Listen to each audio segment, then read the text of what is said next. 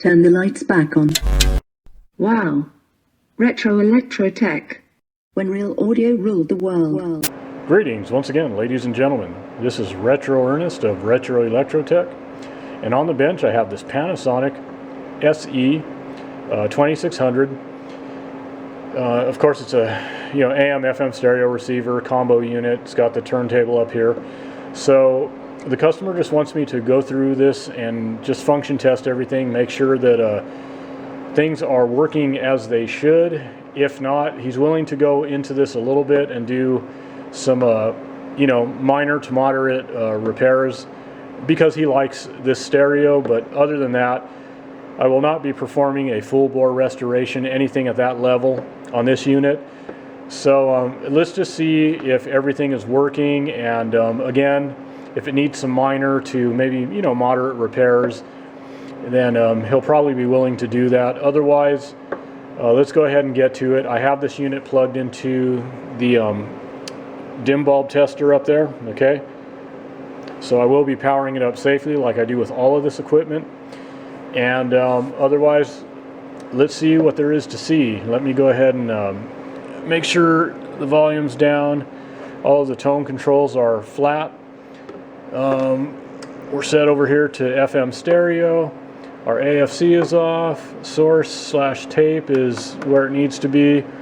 Loudness control is off. Our main and remote speaker switch here is where it needs to be as well. So let's just go ahead and power it up and see. We got lights. Lights, cameras, action. Okay, let's see. Let me go ahead and get the volume turned up here.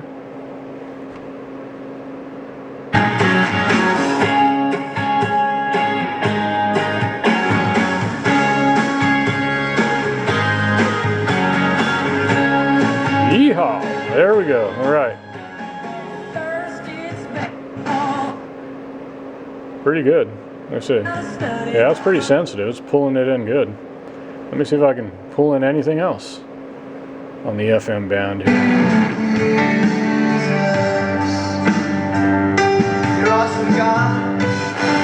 Cool. All right. I don't get too many stations here. Tire service. Big, fat, tall, small, we do them all. Pretty good. Pulling in a few stations here. Right on. I don't even have an antenna hooked up to this, so pretty good. All right, so let me swap on over to the AM band, see what we got going. Let's see if we pull in the owner's radio station. The owner of this stereo owns a radio station in this area. Let me see.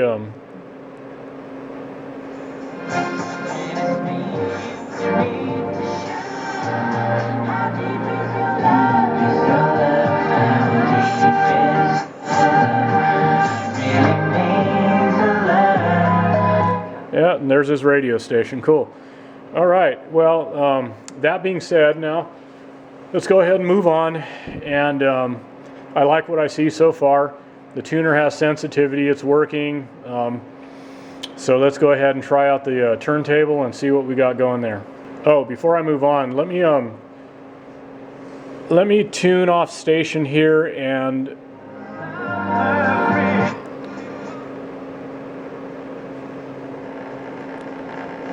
I just want to mess with the controls and just make sure we don't have any snap, crackle, pop, or whatever the case, dirty controls. That's our volume control. Let me keep the volume control turned up. Our balance pot. Yeah, balance is working perfect, of course. Our bass control. Nice and quiet. Cool. Treble. Nice and quiet. Yeah, the usual noise you get with your band switch, your selector switch. And yeah, everything's looking pretty good. I like that. I will probably, just for good measure, clean these controls just a little bit. And why just a little bit? Well, there's no problems with them right now. So also too, they have a nice dampened feel to them. So the friction grease in there, you know, looks pretty good, feels pretty good.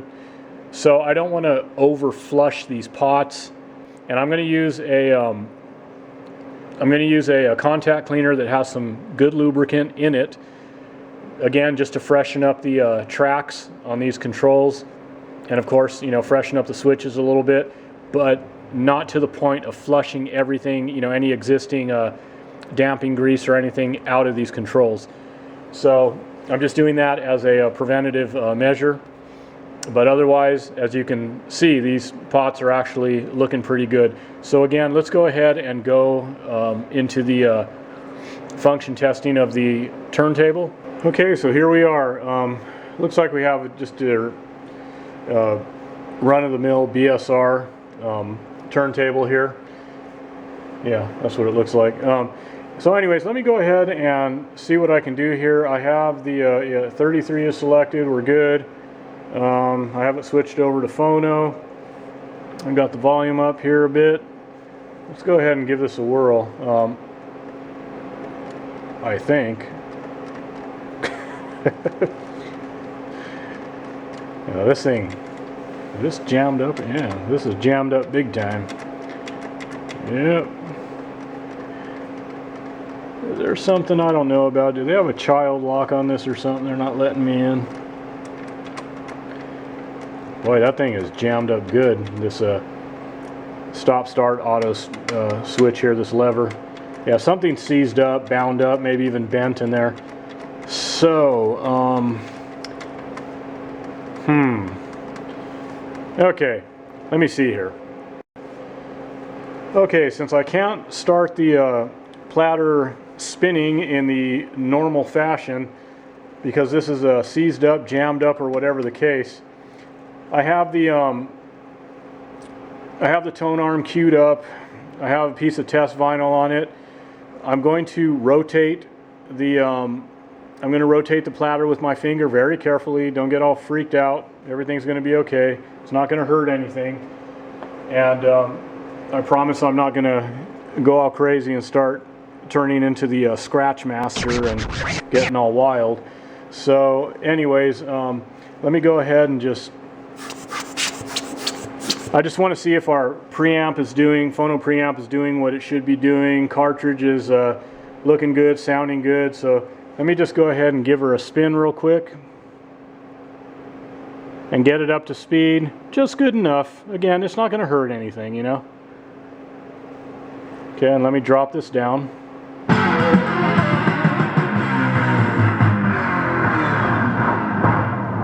Oh my God. All right, anyways. Yeah, everything actually sounds good. I have sound in both speakers. Obviously the stylus cartridge, looking good, sounding good. So what I'm going to have to do, obviously, is, now let me move this back over here. Okay, secure this. Obviously what I'm going to do, I'm going to loosen up these transit screws here and get this turntable lifted out of here and see what's going on under there. Obviously there's a mechanical issue, something is bent or seized up. Now, as I mentioned earlier, I am not going to do a full bore restoration, but of course I will take care of, if the customer gives me the green light on this particular unit, I will take care of what needs to be taken care of as far as the problem with the lever there, and clean out anything that needs to be cleaned out within reason. I'm not going to go into a full bore tear down and, you know, a complete disassembly of all the mechanisms, you know, underneath this turntable here, and, you know, precision cleaning and relubrication and all that.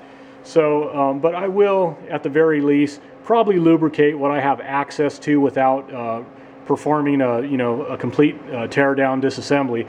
I will clean and lubricate what I can, just kind of on the surface, within reach and all that.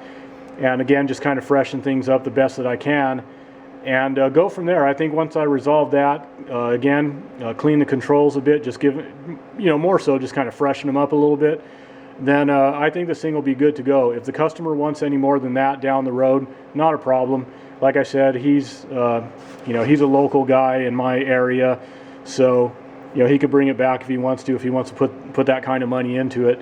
Down the road, as far as something else failing, well, he's a logical human being, so he understands that without the benefit of a full bore restoration, recapping everything, going through this thing with a fine-tooth comb, that sure, the reliability factor is going to be what it's going to be. So let me go ahead and move on and see what I can do with this turntable. Okay, and what we have here from the same customer is the Sony HP 485, and also a combo unit, as you can see, AM, FM stereo, all that good stuff, a turntable. It has a Gerard model 3500. So anyways, let me go ahead and same thing. I have this on a current limiter, dim bulb tester, whatever. So let's go ahead and fire it up. I have everything here. Let me just make sure. Yeah, everything's set flat. Balance is where it needs to be. Bass and treble set flat. FM stereo selected. Our stereo selector, mono stereo selector to stereo. Loudness is, let me go ahead and turn that loudness control off. And yep, everything else, our speaker selector here, main and remote, set to main. So let me go ahead and power this bad boy up. Let me flick the switch on the current limiter. Okay. Okay, everything's looking good with the current limiter. No indication of any shorting, current draw, whatever. So let's go ahead and move forward. Okay, I had to swap out the battery, but anyways, as you can see, it's lit up here, the dial face. And let me go ahead and see if I could get a station tuned in here. Let me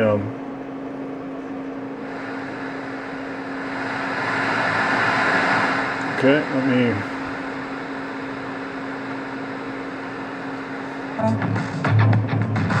every touch is like the strongest drug. I don't know how much longer I can go.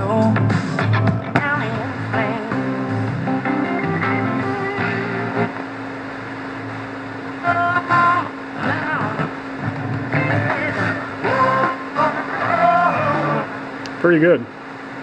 Considering I don't pull stations in well, like I said, in this area, those are stations that are pretty hard to pick up. Can't lie, you are love, you bring light to the dark. And you can see our, at least I think you could, our stereo light right here. Okay.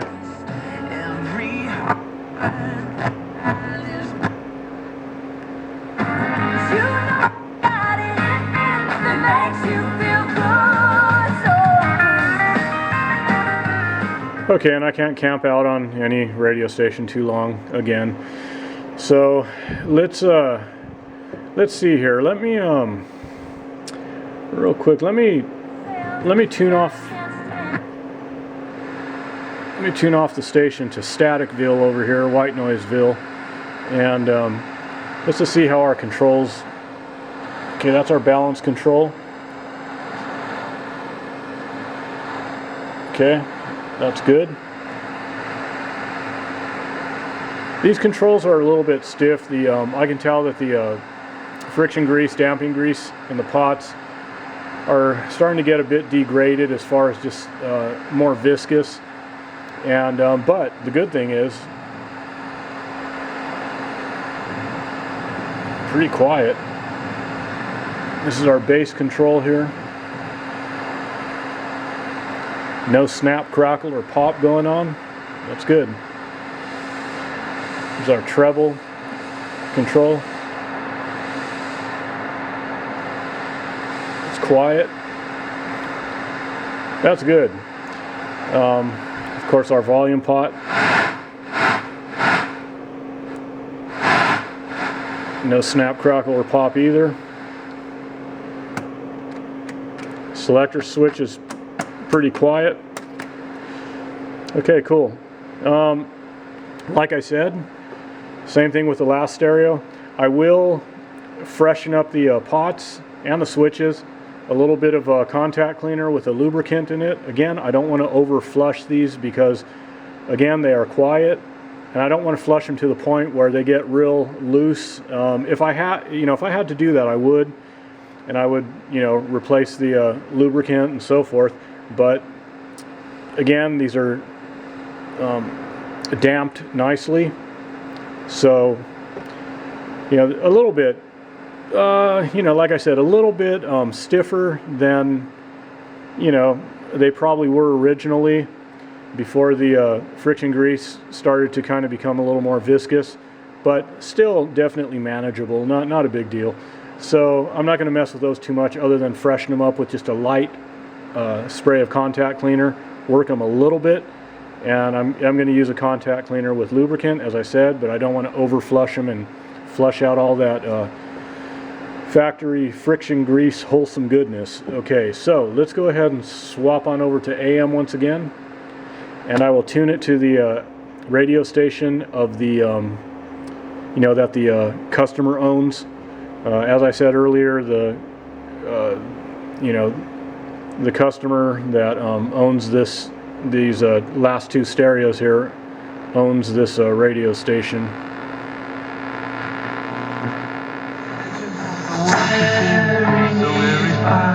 So happy together.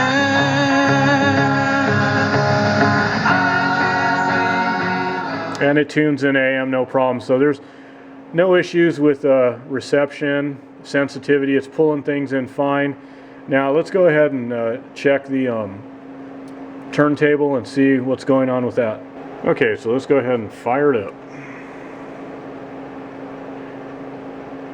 And the lever moves freely, unlike the last one. Starting right up. Cool. Alright. Let's see what we got going on with the auto.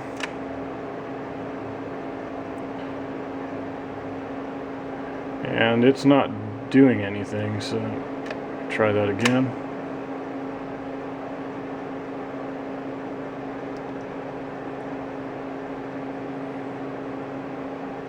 Alright, our auto control is not doing anything, so I will of course check that out. Let me use the cue. Let me see if it auto returns. Let me set it over here toward the end.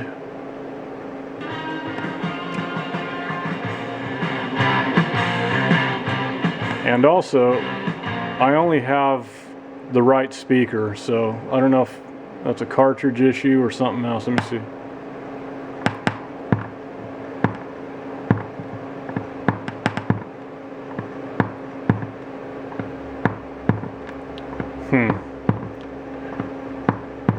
Doesn't appear that I have auto return. Let me see.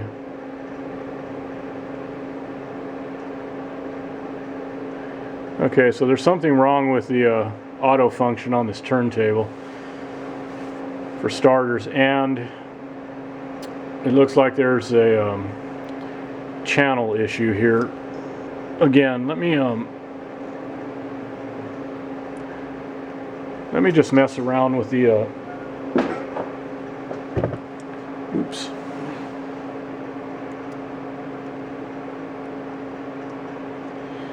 Let me just kind of fiddle with the cartridge real quick and just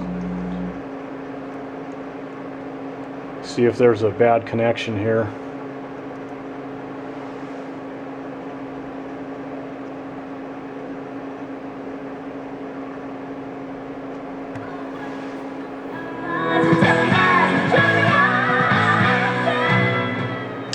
Yeah, so the left speaker is out, so left channel is out. So anyways, obviously, as you guys know, I can't camp out on these songs too long. Copywritten material, you know the score. So anyways, what I'm going to do is I'm probably going to end these videos here, okay, with these two receiver combos. And when I return, I'm going to start with the, I'm going to go in order with these. I'm going to start with the Panasonic first, and we'll dive into that, we'll dive into the issue with the seeds lever, and we'll start troubleshooting that. And I will do that on camera. I'll take you through that. And then with this one here, we'll go ahead and start the process of testing the cartridge. Okay, see if it's a cartridge issue.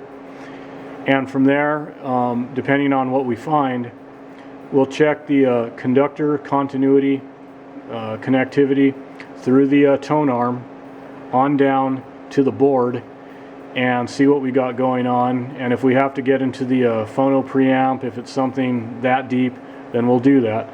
I have a feeling it's probably something with the cartridge. That's, you know, my feeling at this point. Or maybe there's a connection issue. Maybe, you know, who knows? I have to check the cartridge and the connections between the cartridge and, you know, on down the tone arm, like I said, and see what we got going on. So I'm going to end it here, and one of the reasons too why I will just end it here, because I pretty much know more or less what to anticipate. I'm pretty sure what's going on here in terms of what's going to end up being the problem. Even worst case scenario, I'm going to present that to the customer, and I'm sure that I'll end up getting the green light, of course, but I still want to check with the customer, because obviously that's the right thing to do before I start, you know, digging into everything. And then once I get the green light, then, like I said, we'll start with that Panasonic and start troubleshooting that lever issue and do what else needs to be done as far as maybe cleaning some things out. Like I said, as far as what's accessible without teardown, and, you know, work on the pots and all that. And then we'll go into this one and troubleshoot this channel issue. And oh, and also too, the auto control, you know, end of play mechanism, but we'll look into that. So anyways, like I always say, everybody, thank you for tagging along, and I'm sure there's, you know, we're going to be jumping into a part 2, and we'll kind of, you know, work those back and forth at the same time as far as the troubleshooting goes. So anyways, peace, love, rock and roll, and of course, vintage audio. This is a poor man's shoe production.